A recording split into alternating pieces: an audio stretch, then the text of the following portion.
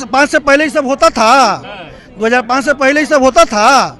मस्जिद तोड़ो, वक्फ बिल लेके आओ। संविधान के लिए खतरा है और यह वक्फ बिल पर नीतीश कुमार का भी स्पष्ट वक्तव्य नहीं है। वो उनकी कथनी और करनी में अंतर पड़ता है। नीतीश कुमार पूर्णतः सेकुलर नहीं है।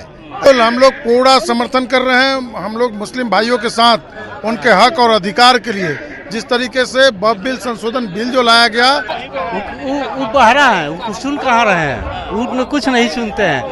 उनका जवाने बीजेपी वाला बंद कर दिया है। ठीक है, हम लोग तो बोल ही रहे हैं जी किसे, लेकिन खोल ही नहीं रहे जवान। नीतीश कुमार जी एकदम बहरे हो गए हैं और किसी भी हाल में उनका दिमाग लगता है कि अब काम नहीं कर रहा है। भाजपा के लोग उनको आगे कर प्रदेश में अराजकता फैला रहे हैं, लूट रहे हैं और संशोधन बिल में लेके इतने मुसलमान भाइयों को रोड पर खड़ा किए हुए हैं। राजधानी पटना में एक बड़ा प्रदर्शन है all India Muslim personal law board, इमारत शरिया, दूसरे धार्मिक संगठन की ओर से।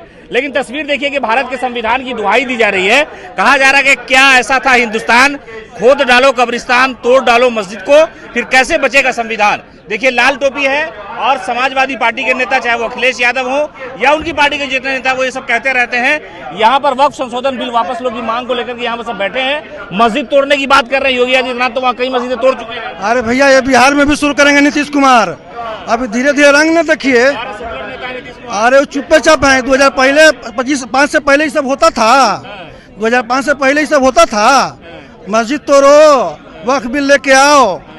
ये सब कौन कर रहा है? नीतीश जी का समर्थन से हो रहा है, चाचा जी के समर्थन से हो रहा है। ये संविधान बचाने के लिए समाजवादी पार्टी सड़क पे आई है। वक्फ संशोधन बिल को वापस लेना चाहिए, पहली बात। दूसरी, इमारत शरिया को इस बात के लिए धन्यवाद देते हैं कि उसने सेरे दिल निर्णय लिया, जवाब निर्णय लिया। हुक्का पानी बंद किया नीतीश कुमार का, हुक्का पानी बंद किया चिराग पासवान का, जो कथित तौर से हनुमान कहते हैं अपने आप को, उसका हुक्का पानी बंद करने का काम किया इमारत शरिया ने। इमारत शरिया के इस कदम का समाजवादी पार्टी जोरदार समर्थन करती है। नीतीश कुमार सेकुलर नहीं है। नहीं, एकदम नहीं सकता है। नीतीश कुमार पूर्णतः सेकुलर नहीं है। अगर पूर्णतः सेकुलर होते तो डॉक्टर राम मनोहर लोहिया के समाजवादी विचारधारा पर चलते, कम्युनल पार्टी से समझौता करके 20 साल तक जो है सुशासन नहीं करते। और जिस कम्युनल ताकत को 90 के दशक में चकनाचूर कर दिया था बिहार की जनता ने, आज वही नीतीश कुमार के आड़ में सत्ता में आकर के बहुत ताकतवर हो गया है, बहुत सबल हो गया है। और आज भारत में अल्पसंख्यक के साथ साथ बैकवर्ड दलित भी अछूता नहीं है। सब पर बारी बारी से हमला हो रहा है और सब पर हमला करते करते संविधान पर यह हमला है। क्या लगता है नीतीश कुमार लोग जो मांग कर रहे हैं सुन नहीं पा रहे हैं क्या? वो बहरा है, वो सुन कहाँ रहे हैं, वो कुछ नहीं सुनते हैं। वो चुपचाप रहते हैं। वो अपना जो है ना गोटी सेट करते हैं। मुख्यमंत्री अपनी बात समझ नहीं पा रहे, सुन नहीं पा रहे। देखिए इस वक्त जो है हमारे नीतीश कुमार जी एकदम बहरे हो गए हैं और किसी भी हाल में उनका दिमाग लगता है कि अब काम नहीं कर रहा है।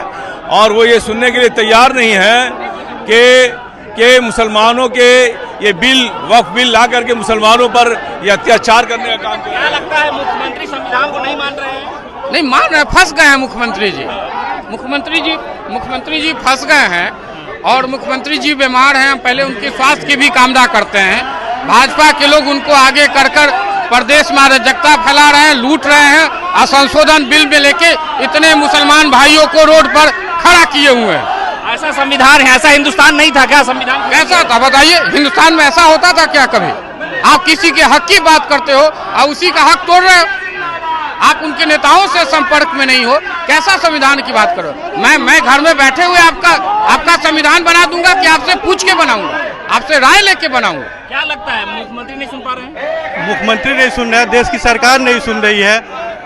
वक्फ बिल जो है उनका मकसद है जो भी चीज़ है, जैसे 3 तलाक हुआ मुसलमानों के खिलाफ, उसके अलावा आपको ये वक्फ संशोधन है मुसलमानों के खिलाफ। यहाँ देश की सरकार हर चीज़ मुसलमानों के खिलाफ क्यों कर रही है?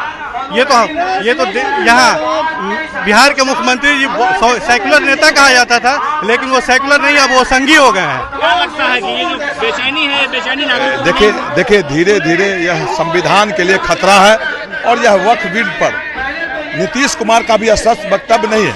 वो उनकी कथनी और करनी में अंतर है।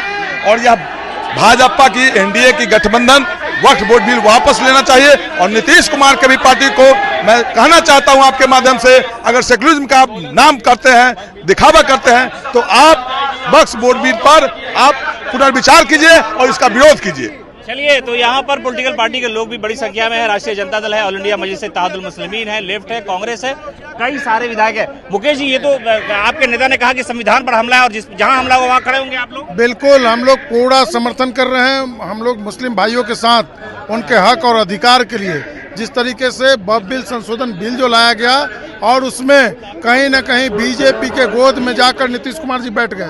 बाहर कहते थे कि नहीं हम वक्फ बिल के खिलाफ हैं और अंदर सदन में उन्होंने समर्थन करने का काम किया। इसको लेकर उनका दोहरा चरित्र जो है वो उजागर हुआ है। आज हम लोग यहाँ पर गर्दनी बाग में हम अपने भाइयों के साथ खड़े हैं इनका हक और अधिकार दिलाने के लिए। आप लोग हाउस में भी मांग कर रहे थे कि मुख्यमंत्री जबान खोलिए। उनका जवाने बीजेपी वाला बंद कर दिया है, ठीक है। हम लोग तो बोल ही रहे हैं जी किसे, लेकिन खोल ही नहीं रहे जवान।